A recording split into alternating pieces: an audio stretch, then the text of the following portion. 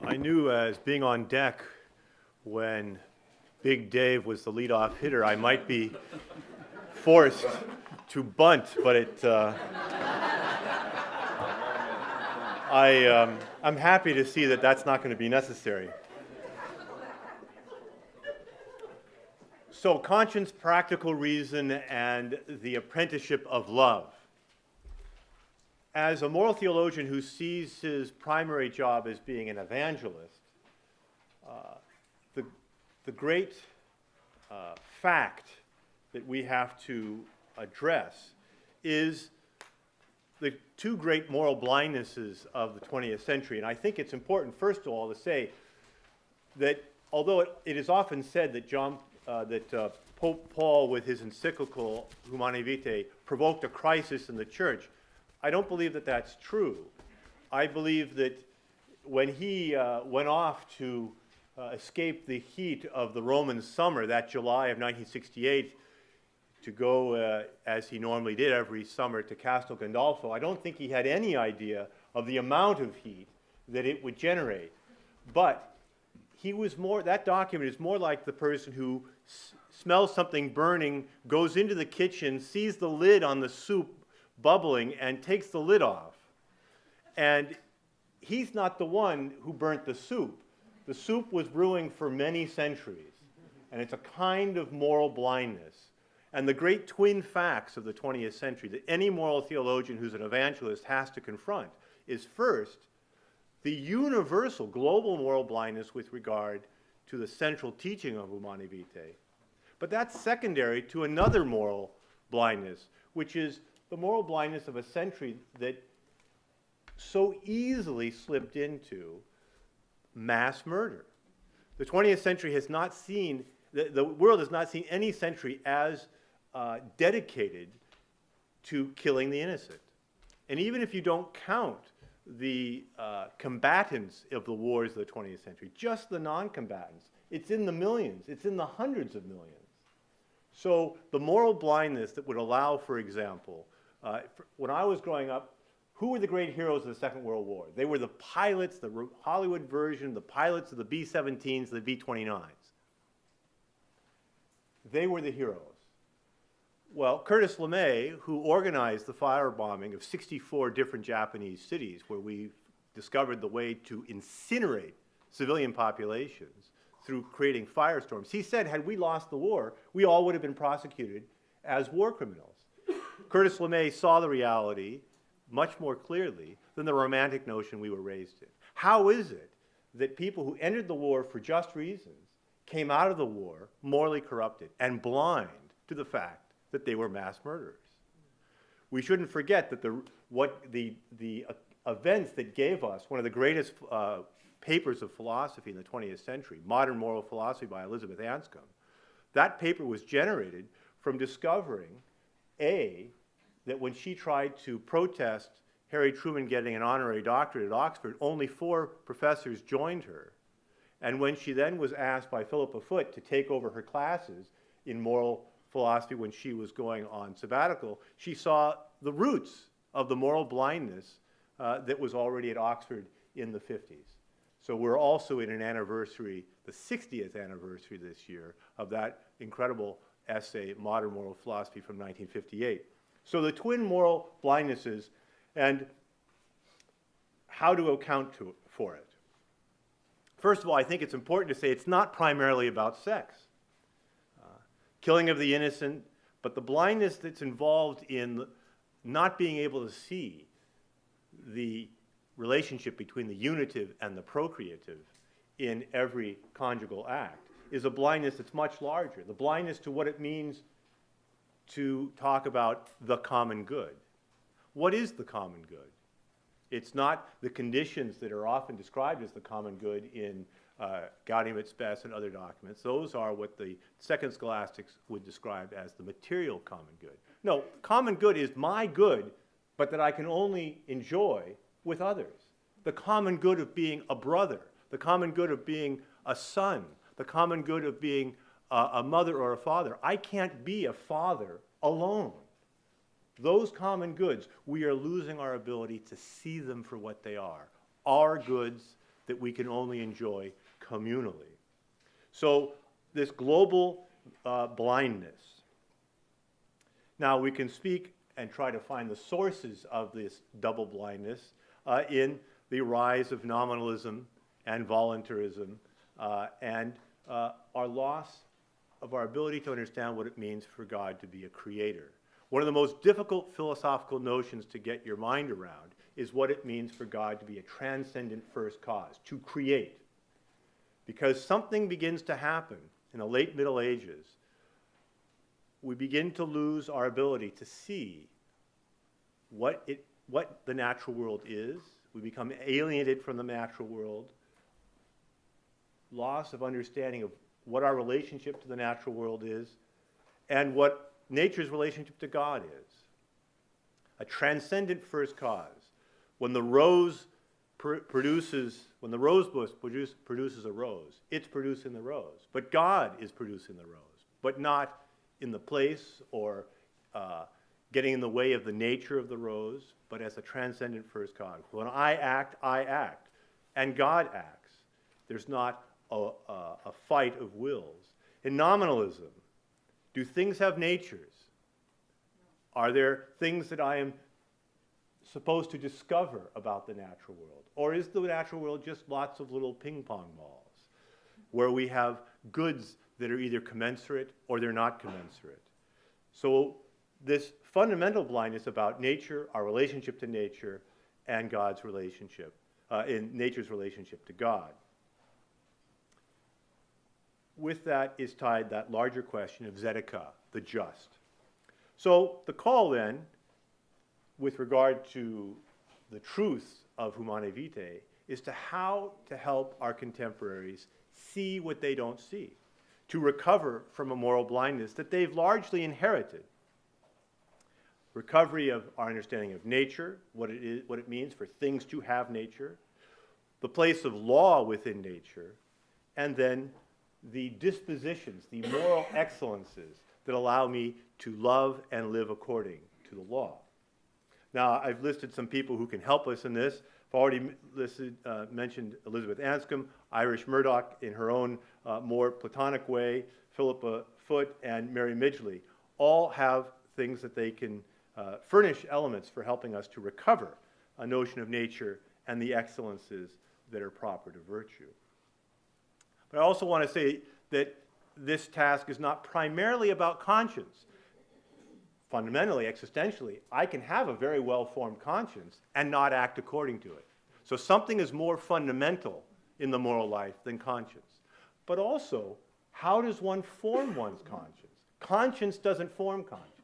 There is something more fundamental than conscience, and that's the virtues proper to our practical reasoning, what the tradition describes as phronesis or prudentia, practical wisdom, developing the wisdom to be able to see the good here and now and live according to it.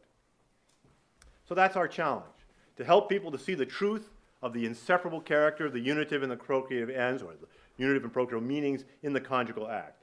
And not only to see it, but to love it so that they live it. So if we're going to look at how one grows in this moral vision through practical reasoning, we should look at the more general question of the life of virtue. And to recognize that the temptation, the modern temptation, is to see practical reasoning just like a form of speculative reasoning. Iris Murdoch famously presents one version of this where you have reason, practical reason, following its own principles to conclusions without any interference from me or the interference of my will. Now, this comes from Stuart Hampshire, and Iris Murdoch is very funny with regard to this because she says he's very important because he perfectly articulates bad philosophy on these issues. So he presents practical reasoning like a computer. It starts with principles without my intervention, and he says, that is, without the intervention of my will, it arrives at necessary conclusions, and then I, that is the will, and he says this explicitly, I identify myself with my will, I can either choose it or reject it. This is what others will describe as the little man fallacy, the homunculus fallacy. But this is with us. This is the way in which practical reason is often seen. And it's seen because we want it to be objective. And we also want to save freedom. So freedom is associated with the will, and practical reasoning becomes a form of speculative reasoning. The problem with this is that's not how we actually come to act. Practical judgment is shaped by our loves. As Aristotle says, things seem to us according to who we are, and who we are is shaped by our loves. And so the call to form our practical judgments, it's like a type of tasting, connatural knowledge. The wisdom that is practical is kind of like a savoring, where I come to see and appreciate the moral good. The Greeks describe it as the kaulos, the morally beautiful, and to be able to identify what here and now, in the hic et nunc, in the kairos, the critical present moment, what is the kaulos? What's the morally beautiful act to do here and now? That's the challenge, and that's the beauty of practical reasoning and practical wisdom. Now, already the ancients want to describe the less evident by means of the more evident. And the more evident is by making analogies from the arts. That is, whether it's learning a musical instrument, learning a language, sports, music, whether it's Plato, Aristotle, whether it's Plutarch, they all use analogies drawn from the artistic, ours largely considered, activities. Famously, Father Pinckaers uses the two examples of a musical instrument and learning a language. MacIntyre does something similar with regard to learning to play chess. And if you analyze the structure of learning these activities, and it's especially important for the whole question of learning a language, if we are going to follow in the footsteps of the work of Karol Wojtyła, if there is a language inscribed in the body, there is an analogous way of learning a language. So what are the ways in which we come to learn a language, or the ways in which we come to learn a musical instrument? Well, first of all, there's a standard of excellence.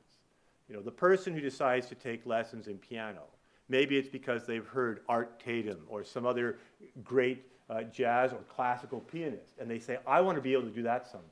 I want to be able to play Chopin. All right, well, that becomes the ideal, a standard of excellence. But if you're going to do that, to do something you cannot do yet, which is play Chopin, and not just in some kind of formalist way, but with all the coloration and emotion that a real master of music is able to do, you then have to internalize the rules of music. Now, I have the privilege of being able to collaborate and work with some famous jazz musicians. And one of the things that struck me the most is how often people misunderstand jazz improvisation, which is the first cousin of Baroque ornamentation. You know, we have the letters of the head of the parish council to Herr Bach, and says, Herr Bach, we love singing your hymns, but you're using so much ornamentation when you play the hymns that the choir can't follow you. So Bach himself created music while playing. But a jazz quartet, what are they doing? Or an octet? You have 8 musicians creating music right there, and it's beautiful. Now, how is that possible? You have to have internalized the principles of music. You have to have internalized the jazz standards. You have to make that your own. It is by looking at the way in which rules function, whether it's playing a game. The double play. I never get to use this example in Europe. What has to have been internalized to be able to do a double play? It's not just the rule book, because there is the customary law in baseball. How often does the shortstop actually tag second base? Very rarely. Why is that? Because the way in which the rule book is interpreted in the lived game, because they don't want baseball players having to retire because they've had a cleat in their knee, is that if they could have tagged it, they declare it as an out. He doesn't have to ruin his knee in order to get the out. And that way you have the runner not trying to ruin his knee. So you have this whole, you have the rule book that's interiorized, but every double play is unique. The excellence that comes from learning a virtue is not doing things exactly the same way. You know, living in Europe, one of the things you encounter sometimes are the old Roman roads, and they are ruts. You know, the reason why railroads have the gauge they have is because the farm carts had a certain gauge in order to use the old Roman roads. And so it's a rut. The excellence of virtue is not a rut. It is generically doing the excellent act. But what the excellent act is, the kairos, in the kalos in the critical present moment, the kalos and the kairos changes. Every double play is unique. But you have acquired the excellence of being able to turn a double play. You have to, again, have a standard of excellence. You have to internalize the rules of the game. But in order to arrive at that excellence, you had to, at some point, trust a master. The person who starts playing piano, what's the first thing they start doing? They start doing scales. Now, being able intellectually to go from doing scales to playing Chopin is a huge leap. And as you progress, things that you learn at the beginning, you have to relearn. If you're going to keep going, you've got to play the note differently now that you're getting better. So you have to begin by trusting an expert. You need a magisterial voice, the voice of a master, whom you trust. So standard of excellence, someone who plays Chopin with coloration, internalizing the rules, you have to learn to play the instrument, you have to trust the expert, and then what happens as you progress?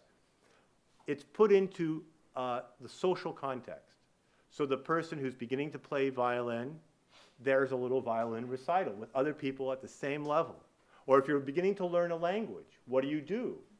You have little social exchanges, you know, going to a cafe, and you have it all scripted. What are you doing? You are beginning to place the activity in its true social context. There is no such thing as being a solo musician. Music of its nature is a communal activity. And you learn it, even if you're on your own learning it, you're learning it in order for this to be a social event. And the same is true for language. And then what is acquired at the end of it? I remember I did a wedding where it was an old Marine who was getting married, and he had never danced before, but he figured he had to dance at his wedding. And so he tried to dance a waltz. And then the worst thing is they chose Viennese waltzes.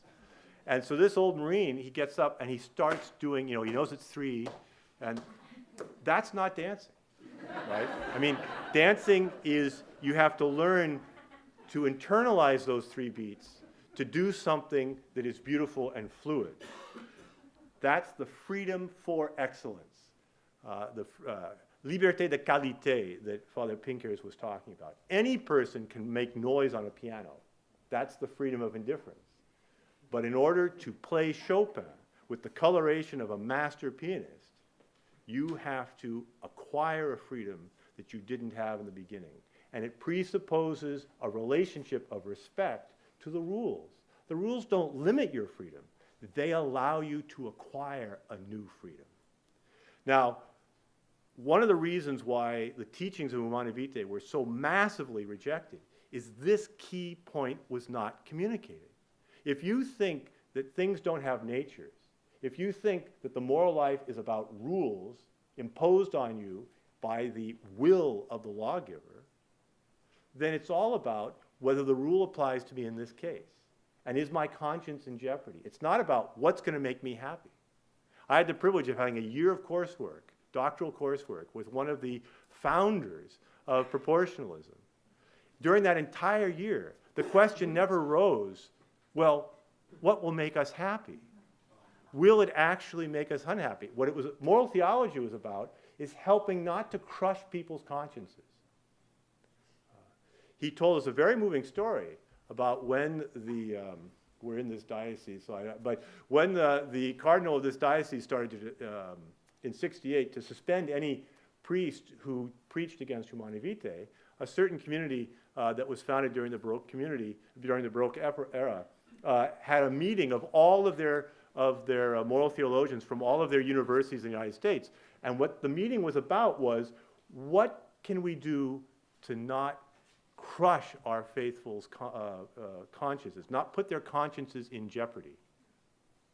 Now, I'll tell you, I grew up in a later era in the San Francisco Bay Area, in an era where it was, if it feels good, do it. If it tastes good, chew it. Our consciences were never in jeopardy. The question was, why are we unhappy? What will lead us to happiness? What leads to fulfillment? All right, so the expertise, the living according to our deepest longings. How to apply that to the apprenticeship of love.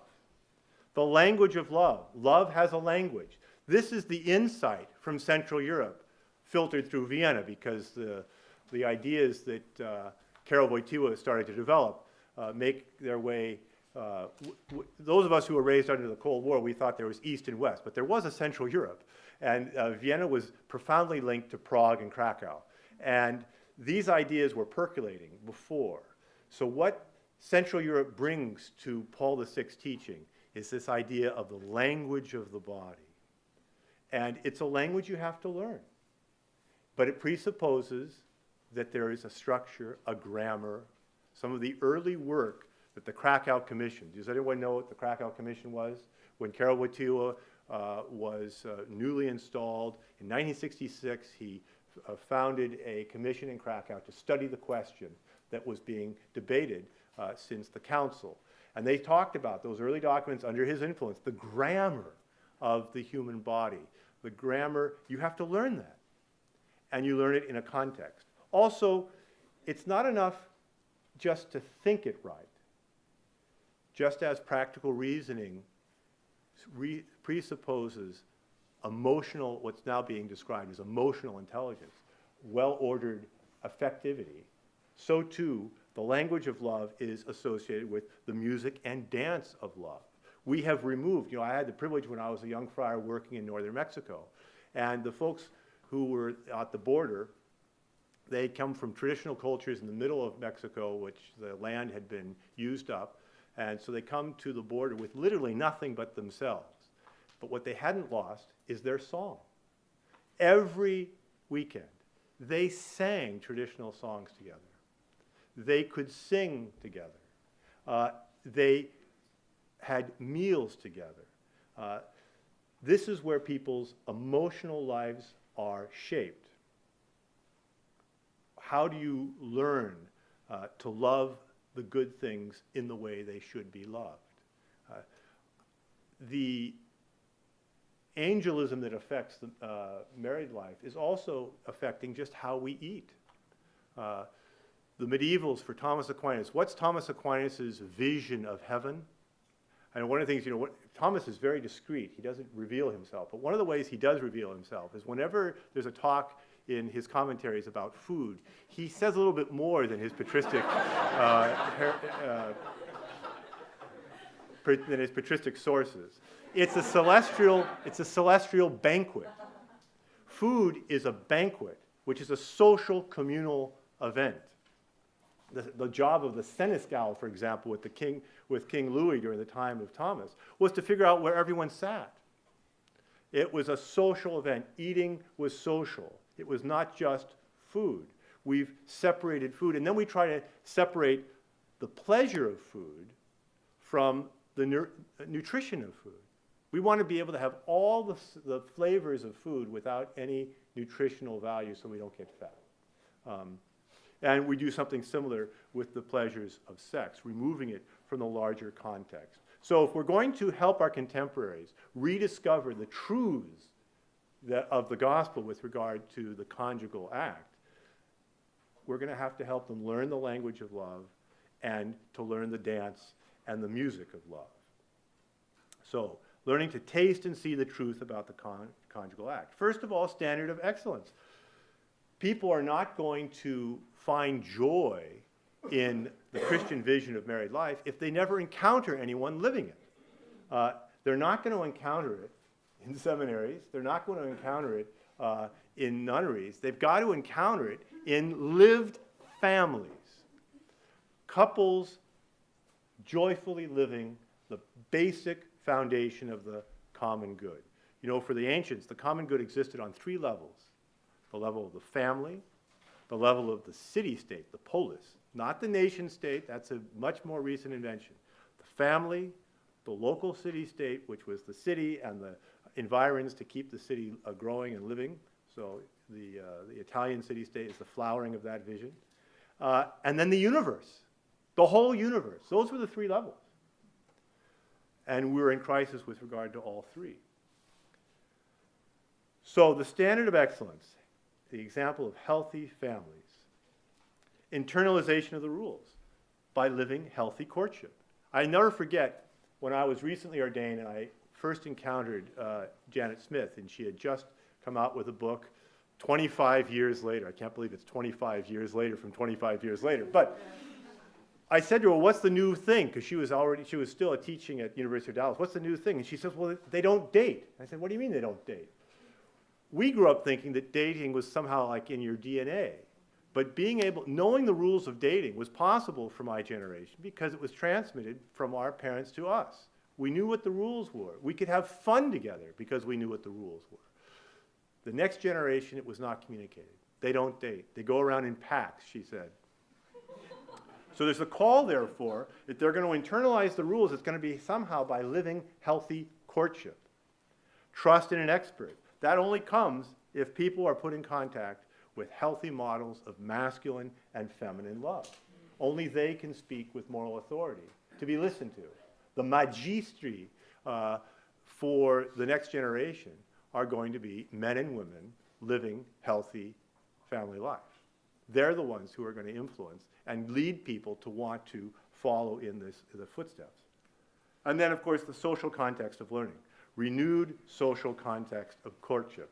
Meals, dance, and song. All the research points to the importance of this. I mean, there are reams, libraries full of research on the importance of meals eaten together across generations. There's a very, Larry McMurtry wrote an essay called Walter Benjamin at the Dairy Queen about how important it was for 3 generations of cowboys in his little dusty town in Texas, where they would get together and talk, have meals together, the wisdom that is shared.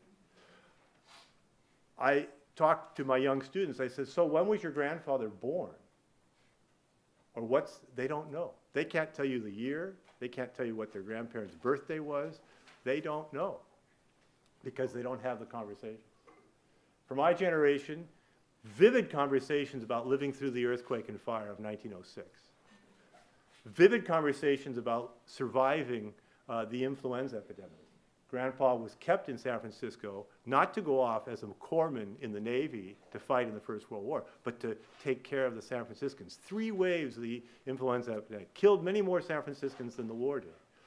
This stuff is transmitted because you're at the dinner table together, you're talking together. So the social context. The other thing that has to be dealt with, and there are people working on this, Mary Hirschfeld's got a new book coming out with Harvard about this, the ways in which a lot of the troubles that we're facing is the strange way in which the Industrial Revolution has destroyed the working relationship between men and women. The modern notions of romantic love comes from the fact that men and women were no longer shoulder to shoulder, not eye to eye, but shoulder to shoulder in a common project, working together, where both of them, for the home economy, were essential. You couldn't have one without the other. They both were essential. What they were doing together. The biggest challenge, I think, is to renew that. To renew the way in which men and women work together. And I was tempted at the very beginning to say, this common blindness will require a way of living that I'm not sure many of us in this room are prepared to undertake. If we really want our contemporaries to rediscover the truths that Humanae Vitae has to tell us, it means changing how we live and doing the hard work of discovering another way of living. Because our way of living is deranged. Our way of eating food is deranged. Our relationship to the natural world is deranged. And we've all been raised in it. Now, this is not anti-technology. I mean, any couple who lives natural family planning, there's a lot of technology that's used in that. It's not anti-technology. It's against the abuse of technical rationality. So, I've already jumped to that, the vexed issue of our relationship to the rest of nature. Plants, foods, animals. Again, the research all points to the profound way in which we are interrelated, and the profound way in which how we act with regard to our natural environment affects everyone. So I can't go into that here, but I think it's key for us and for research, if we are really serious about the evangelical task of helping our contemporaries to see the truth, to be able to practically reason about the teachings of Humanae Vitae, it's going to require changing the way we live together. All right, now, some hopeful signs. I think it's important for us not to forget the context of July of 1968. That document was published in the waning days of the Prague Spring.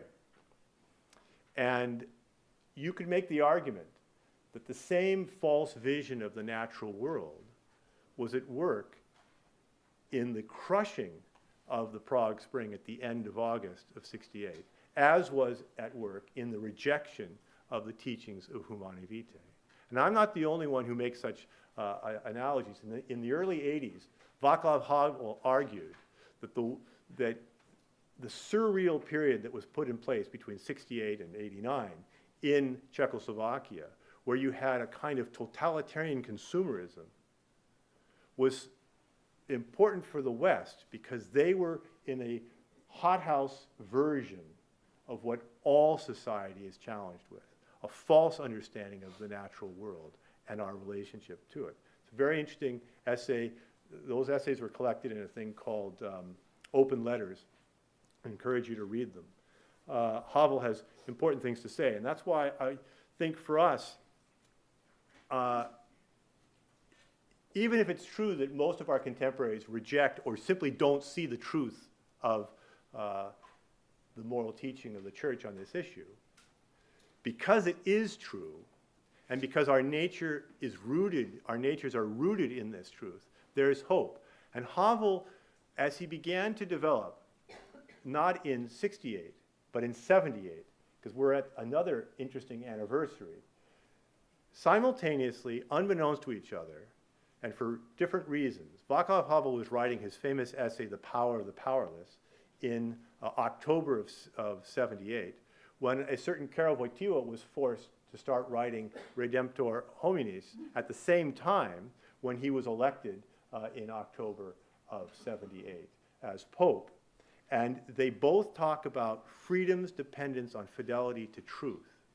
And what Havel became fascinated by, after having, first, the language he gets is from Alexander Solzhenitsyn, but he became fascinated by his society's ability to live according to the lie.